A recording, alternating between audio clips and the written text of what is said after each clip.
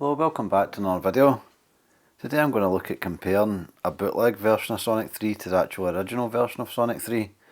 I've never before came across a bootleg Mega Drive game before, but now that I have, I'd like to compare it to the real version just to see if there's any differences and what those differences are.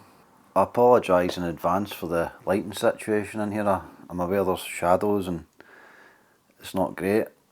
So let's take a look at the boxes. This here's the bootleg version. Straight away you can tell it's not got the quality of the original one. The plastic in the front is quite thin. The paper does look actually printed in a home printer. The plastic of the box is a good bit thinner as well and more noisier, if that makes sense.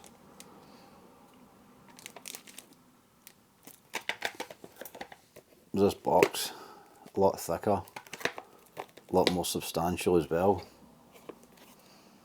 and the print on it a lot better quality. You can tell the print on the bootleg one is a little bit blurry compared to the original as well.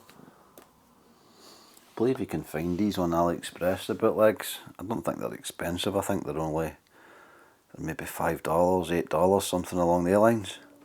I suppose it's not bad if you want the game but you're not willing to pay some of the prices for some of the more expensive Mega Drive games these days. There's no instructions with this one. I don't know if some of them do come with instructions or not, but this one there's not, so we'll take the cartridge out.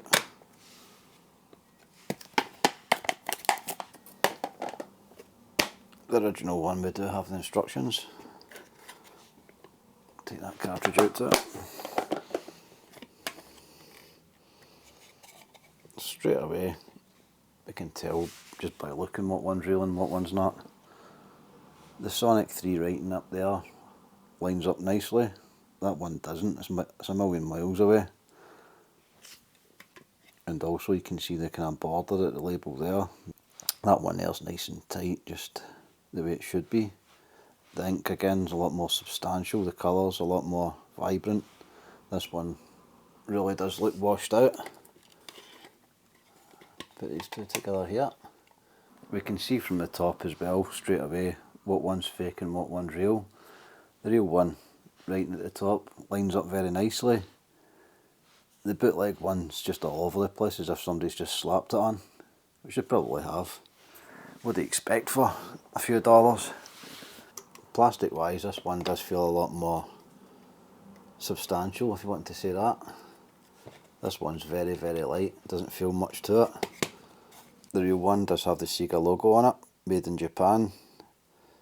Some cautionary stuff. And 2 security screws. The fake version doesn't have the SEGA logo on it, so that's, you could tell straight away.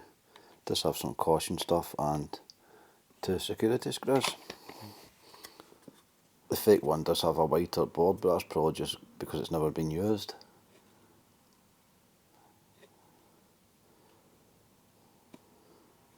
The fake one does have like a kind of greener board. It's more square at the edges, it's not rounded off like the real one. So let's open them up and see what's inside. I think we'll open the real one first.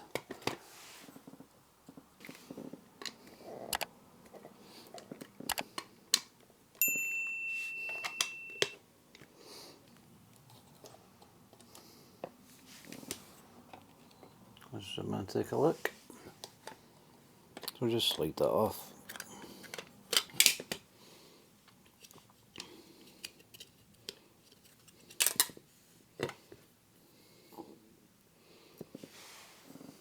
There we are, this is the real board here. Quite a lot of different chips on it. The large chip there, you can see the SEGA writing on it. There's a Philips chip there. SEGA 1993, also stamped on the board, made in Japan.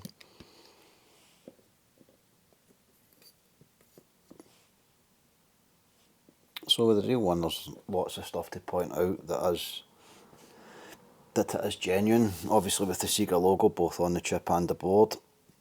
And it's got Philips components and stuff as well, which would be quality components, not kind of cheaper stuff, so let's compare that to the fake one.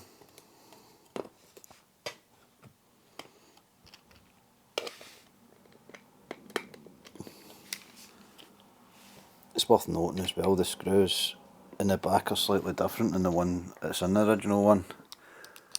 I have to use a smaller bit here to get into it.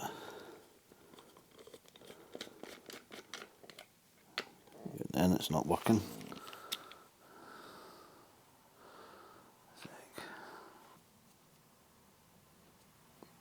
There's the first piece of quality control failure. These screws, I don't even know what they are. These parts here I've never ever came across a bit I've never had. These screws are just that soft, they're just turning to mush as soon as you put a point in and turn them. Basically they're just...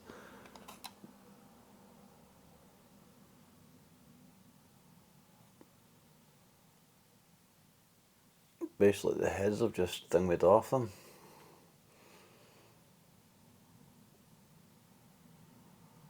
Certainly not quality screws, so what I'll try and do is get some long nose pliers in there and try and get them out that way.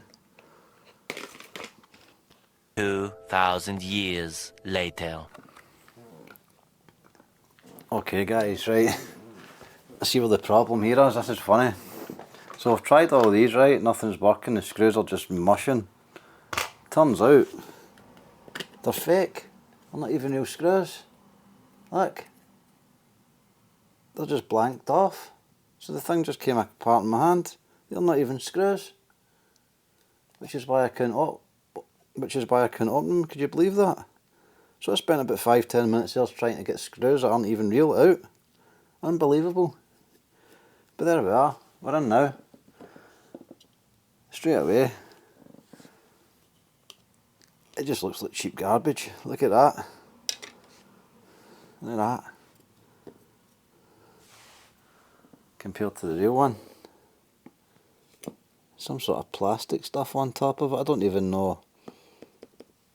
I presume that's not even used, that part of the circuit board. It's just the bottom part here.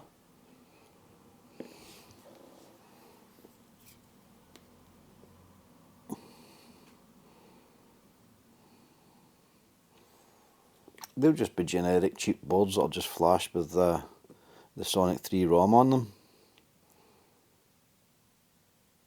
Looking at them by eye, the soldering looks quite questionable on them as well. So if we compare that to that, there's... Put them side by side. It's night and day really between the real one and the fake one.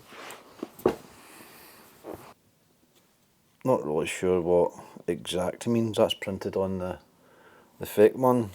Top, I presume that just means it goes on the top of the board. TY, probably thank you for buying this pile of shit. I don't have my Mega Drive rigged up to test it. I presume it probably just works. I've seen people in forums talking about buying bootleg cartridges just to get the game, and they've always worked fine.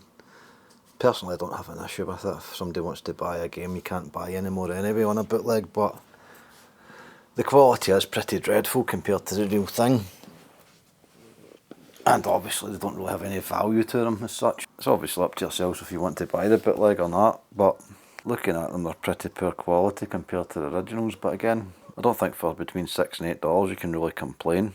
So I'll put them back together, just make sure I get them in the right ones. But if you're ever taking these fake ones apart, then these screws aren't real. It just slides off. It just pulls apart really, so just bear that in mind.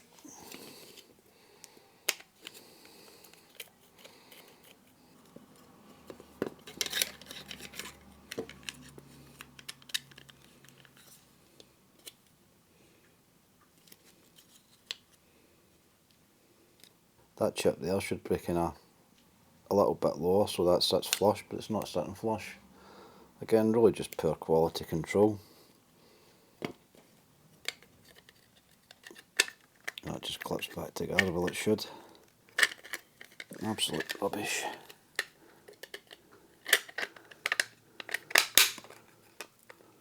Yeah, just held in by wee clips at the side. So that's that, back together.